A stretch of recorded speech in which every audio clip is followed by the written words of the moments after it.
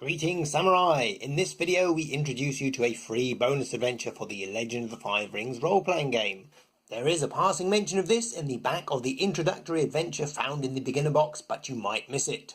If you go to the main FFG website and click on the products tab at the top, this brings up their most popular brands. Select Legend of the Five Rings, then Legend of the Five Rings role-playing game. This shows you what products are currently in this line, and if you scroll down to the bottom you have some free items to download. If you click on player resources you can see the 3 clan folios and also in the palace of the Emerald Champion adventure. Depending on your browser you can left click to bring this up in a new tab or right click to save as. It is in PDF format. This is 38 pages of full colour with a modest amount of art to break up the text. There is no printer-friendly version, and even printing it out in black and white still uses a lot of ink because of the coloured backgrounds.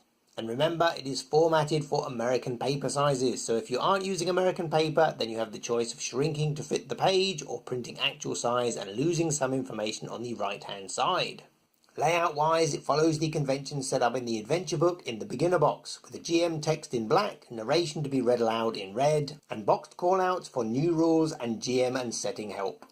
This is indeed designed to dovetail in every way to the first adventure, the Topaz Championship, and was probably only left out to keep the cost of the box down. Things pick up after the player characters have completed their coming of age, and it features some of the NPCs and unresolved plot points. It also uses the map in the beginner box and many of the tokens, and is the middle part of a trilogy that continues with the adventure Dark Tides found in the GM kit.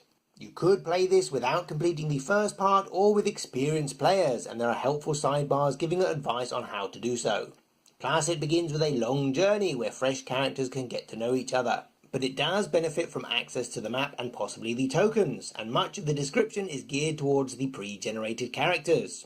Speaking of which, all of the bonus characters have been taken into account in the adventure itself. So if you did have a big group of 7, or some people who wanted to play Scorpion, Unicorn or Crab, the GM won't need to do any adapting on the fly.